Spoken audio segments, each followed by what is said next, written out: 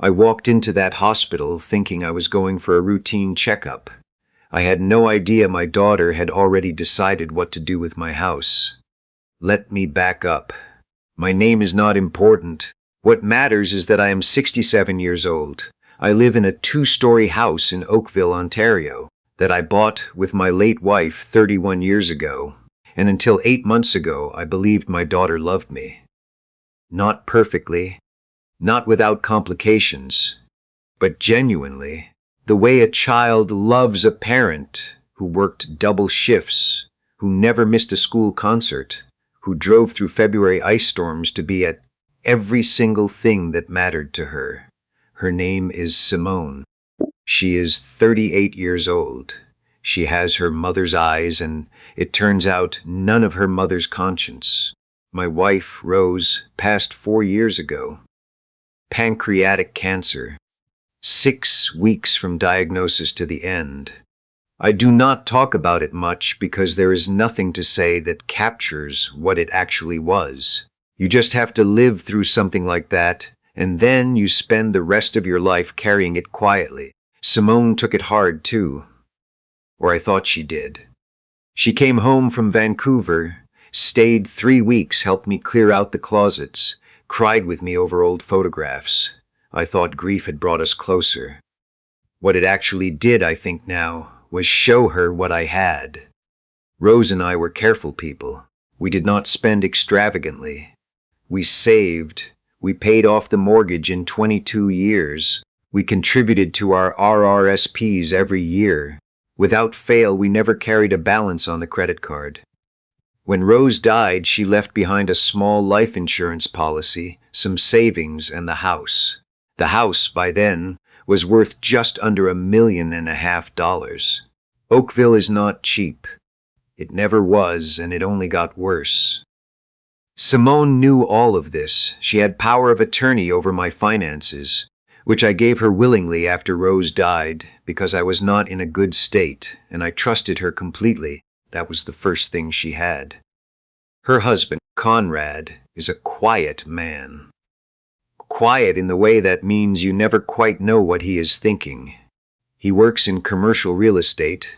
He knows how things are structured, how titles work, how assets move from one name to another. I never particularly warmed to him, but Simone was happy, and that was what I told myself mattered. They have 2 kids, my grandchildren, a boy, 7, and a girl, 4. I love those children more than I can say. That is the part of this story that still breaks something in me when I get to it. About a year after Rose died, Simone started calling more regularly, weekly, then twice a week. She would ask how I was feeling, whether the stairs were getting hard, whether I had been to see Dr. Okonkwo lately. It felt like love. She suggested I come out to Vancouver for a month in the summer. I did. It was good. She cooked for me. Conrad barbecued. The kids climbed all over me. I drove back to Oakville in September feeling like maybe the worst of the grief was behind me, and I still had family. That fall, she started mentioning a doctor. Not Dr. Okonkwo, who I had been seeing for 11 years and who knew my whole history. A new one. A specialist, she said. A geriatric assessment clinic in Mississauga that did comprehensive wellness evaluations for people over 65. She had read about it, she said. She thought it would give us both peace of mind to get a full picture of where I was, cognitively, physically, everything. I was not worried about my cognition. I do the crossword every morning. I read. I walk 4 kilometers along the lake most days when the weather allows. But she kept bringing it up gently, persistently, and eventually I thought, fine. What is the harm? It is probably nothing, and it will make her feel better. She flew in from Vancouver to take me. That should have told me something. She said she wanted to be there, in case there was a lot of information to process. She said she wanted to be an advocate for me. That was the word she used. Advocate. The morning of the appointment, she made me breakfast.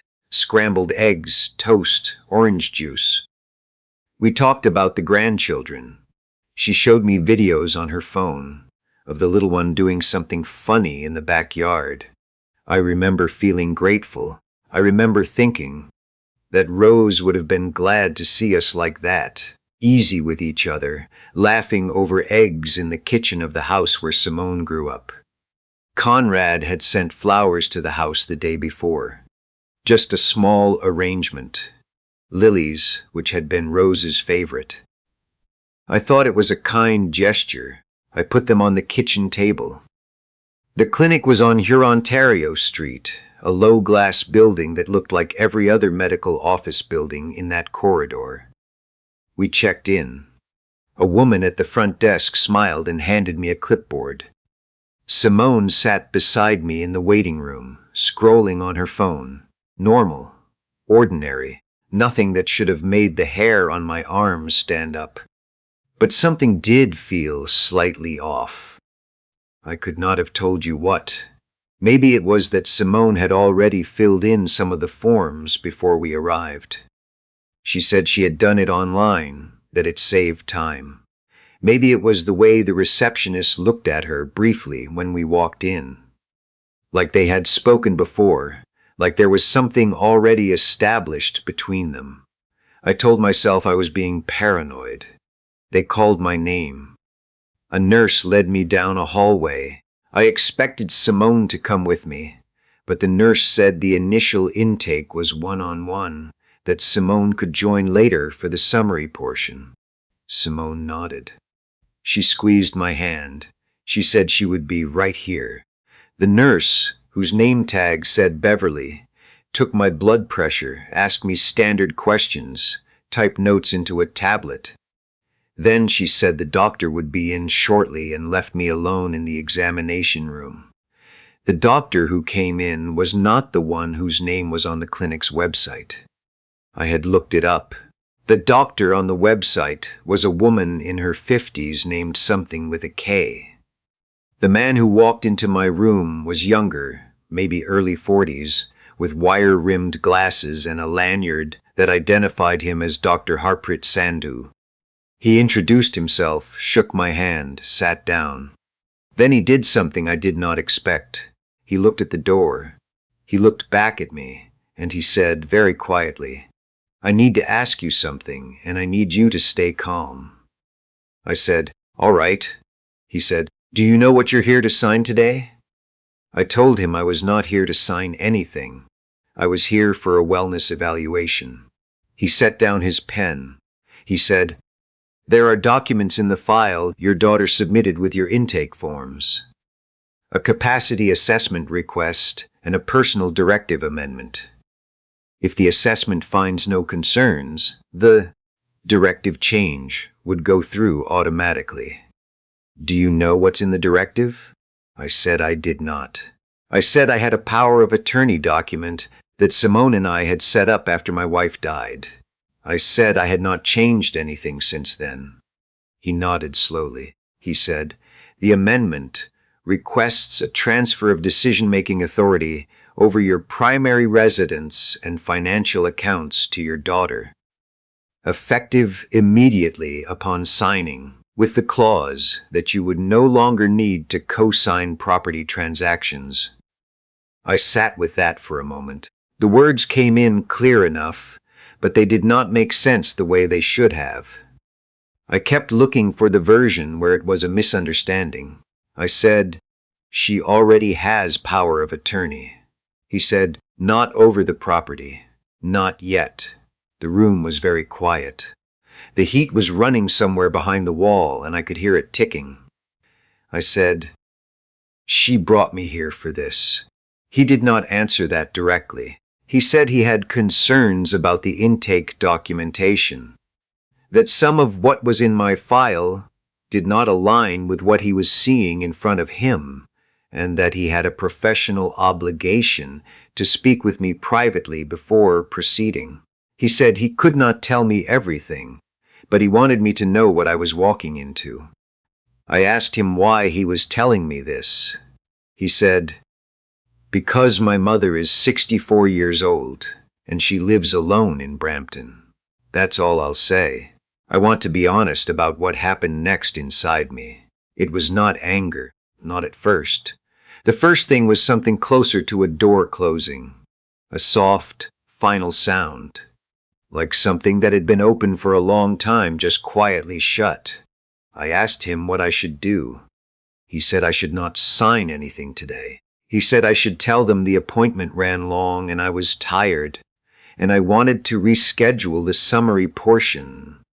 He said I should go home and call a lawyer before I came back. He wrote a name on a piece of paper. He said this person was a senior services legal advocate at a clinic in Burlington, and that the consultation was free. He said, "You can also call the public guardian and trustee's office. They take these calls seriously." I folded the paper and put it in my shirt pocket. He said, "Is there someone you trust? A friend, a sibling, anyone not connected to your daughter?" I thought about my friend Warren. We had been friends since 1987. We met on a job site in Hamilton when we were both young men who did not know anything yet. Warren lived in Guelph now. His wife was still alive. He had bad knees but a good head. I said yes, I had someone. I had someone. Dr. Sandhu stood up. He said he was going to go back out and tell the receptionist there was a delay with the intake, that we needed another few minutes. He said when he came back in, we would do a normal blood pressure check, and then I would go out and tell Simone I was tired and wanted to go home. I said, "She's going to ask questions." He said, "Answer them the same way you would if nothing had happened." I had worked for 34 years as a mechanical engineer. I managed projects, timelines, contractors, crises. I knew how to keep my voice level when everything around me was not. I told myself this was just another kind of project. When I walked back out to the waiting room, Simone looked up from her phone with the expression she always used when she wanted to look relaxed. A little smile, eyebrows slightly raised, eyes just slightly too alert. I told her I was drained. I told her the intake had been a lot of questions, and I was not feeling up to the full summary today. I said I wanted to come back next week. Something moved across her face, fast, and then gone. She said, "Dad, we're already here. It won't take long." I said, "I know, but I'm 67, and I just answered 2 hours of questions, and I want to go home and have a cup of tea." I made myself smile. I made it reach my eyes. "You know how I am, stubborn old man." She laughed. The laugh was almost right. Not quite. She said okay. She said she would rebook online when we got home. On the drive back, she was quieter than usual. She had a talk radio station on low, the kind neither of us actually listens to. I watched the lake appear and disappear between the houses on Lakeshore Road, and I thought about Rose. I thought about the morning we signed the papers on this house. Rose had cried a little in the parking lot afterward, not from sadness, but from the magnitude of it, from having a place that was ours. I thought about how I had put my arm around her and told her that we built this together. I thought about my grandchildren, the boy and the girl.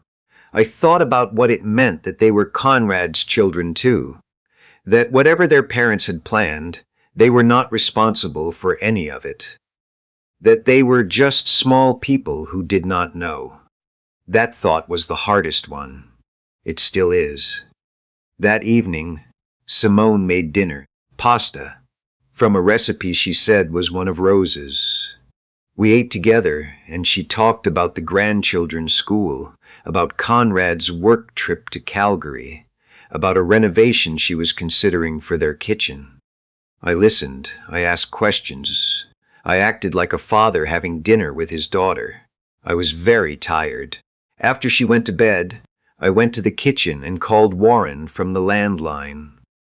I still have a landline. Rose always said cell phones were fine until you actually needed a phone to work. He answered on the third ring. I told him everything. He was quiet for a long time. Then he said, You have to call that lawyer first thing tomorrow. I said I knew. He said, do you want me to come down? I said yes. Warren drove down from Guelph the next morning. He arrived before Simone was up. I made coffee. We sat at the kitchen table where 24 hours earlier, Simone and I had eaten breakfast, and she had shown me videos of her daughter in the backyard. Warren looked at the paper Dr. Sandhu had given me. He said, I know this clinic, the Burlington one. They're legitimate. Rose's cousin used them. We called at 9 o'clock when they opened. The woman we spoke to was named Darlene. She asked me to tell her what had happened in my own words. I did. She asked me to scan and email the power of attorney document I had, my land title, and any financial account documents I could locate. She asked if I had reason to believe changes had already been initiated with any financial institution.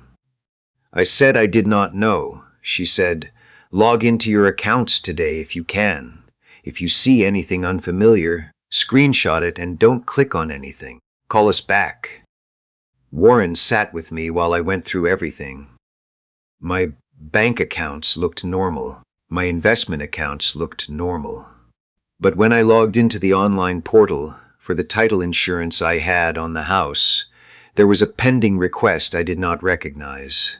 A name change query initiated 6 days before the clinic appointment. I took the screenshot. My hands were steady. I was surprised by that. Warren said quietly. Ah, right, okay. Darlene called back that afternoon. She had already been in contact with the Ontario Ministry of the Attorney General's office.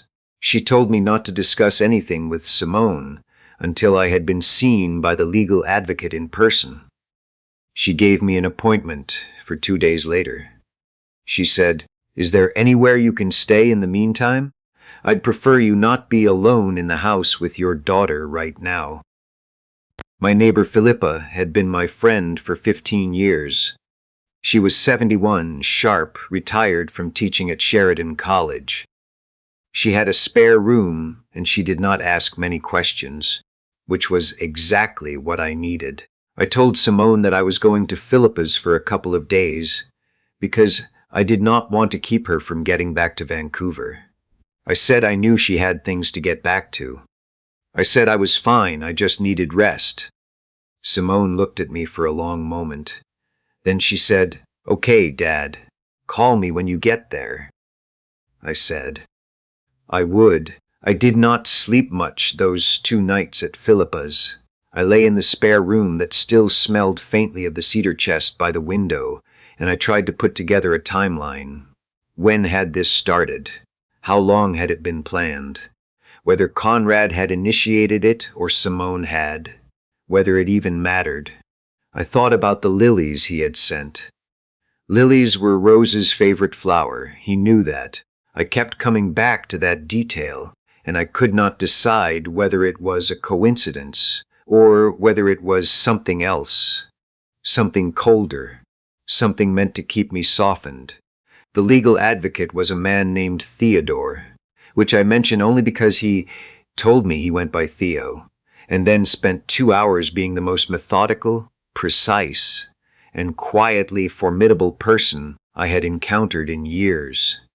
He went through every document. He identified 3 things Simone had set in motion that I had not known about, 2 of them through the power of attorney, 1 of them through a form submitted to Service Ontario that required my signature but had what appeared to be a signature on it that I did not remember making, Theo said.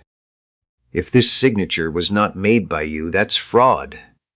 He said it plainly, the way you would say the weather was cold. He was not trying to be dramatic about it.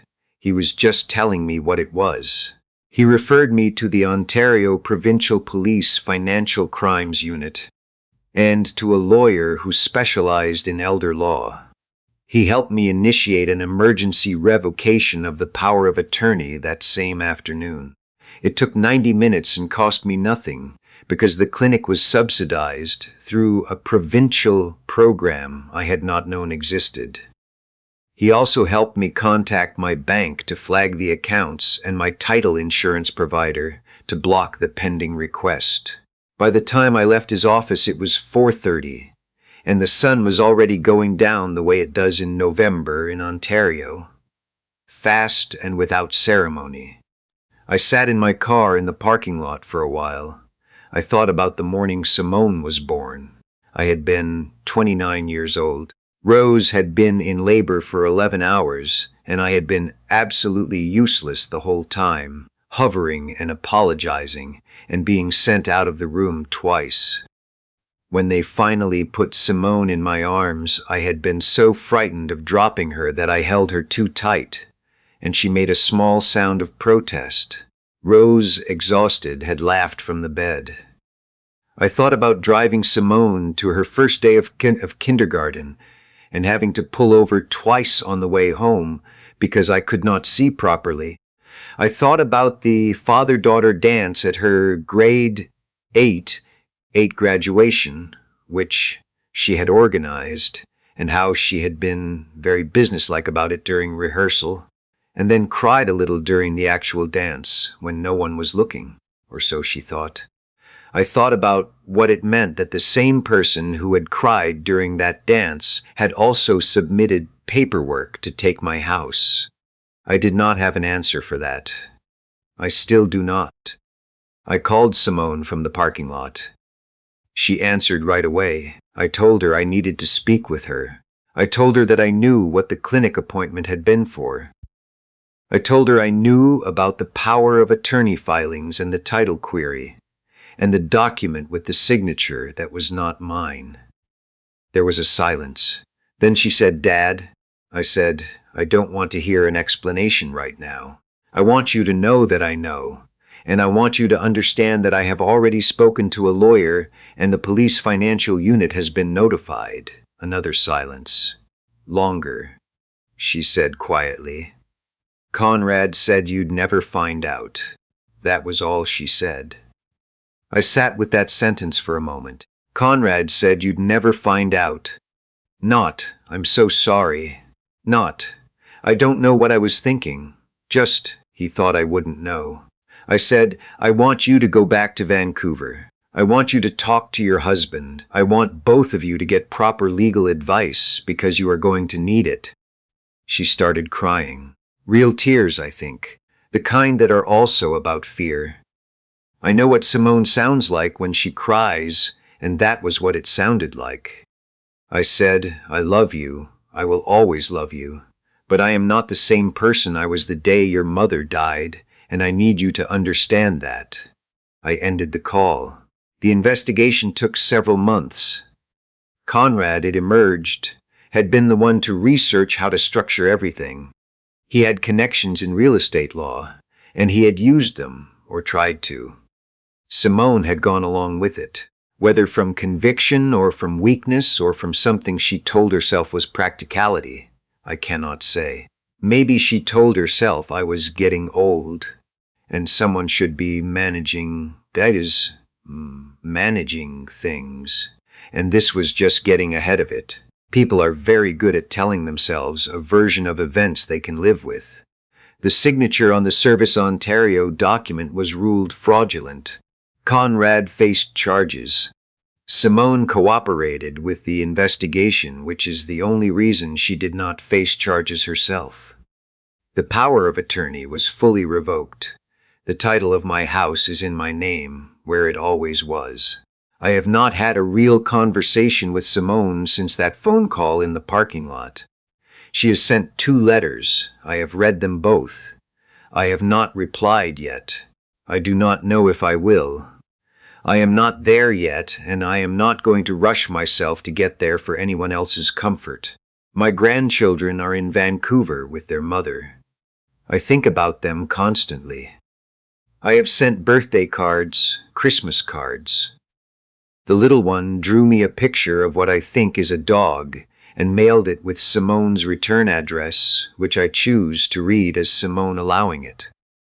I have put the picture on the refrigerator. Warren comes down from Guelph about once a month. We watch the hockey game. We eat badly and do not apologize for it. Philippa comes over for dinner on Thursdays. Sometimes I make Rose's pasta, the actual recipe, the one in Rose's handwriting on a card in the kitchen drawer. Dr. Sandhu. I went back to that clinic 2 months later for a real appointment this time, a proper checkup with the actual doctor whose name was on the website. On my way out, I asked the receptionist if Dr. Sandhu still worked there. She said he did, that he was usually in on Tuesdays and Thursdays. I left an envelope for him. Inside was a card with nothing in it except the words, "Thank you. I know what you risked." I do not know if that was enough. I do not know if anything is enough for something like that. A stranger in a hallway who chose to say something when he did not have to, who calculated that the right thing and the easy thing were not the same thing, and chose the right thing anyway. I think about that more than I think about Simone some days. Not because I love my daughter less. I love her in the way that does not go away even when you wish it would, the way that just sits in your chest like a stone that has always been there. But the thing about Dr. Sandhu is that it reminds me the world still has people in it who will look you in the eye and tell you the truth when it costs them something. That is not nothing. After everything that happened, after all of it, that is not a small thing. Rose used to say that you learn more about someone in a crisis than in 10 years of ordinary time. I used to agree with her as a general principle. Now I know it from the inside, the way you only know things that have actually happened to you. I still walk 4 kilometers along the lake most mornings. In November, the water gets very dark and very still, and the other walkers are few and mostly quiet, just people moving through the cold with their breath coming out white. I like it for that reason, the simplicity of it. 1 foot, then the other. The cold air doing what cold air does. I built a life in that house on Lakeshore Road. I built it with Rose, year by year, payment by payment, argument by argument, every ordinary Tuesday that added up to 31 years of something real. Nobody is taking it from me. Not then. Not ever.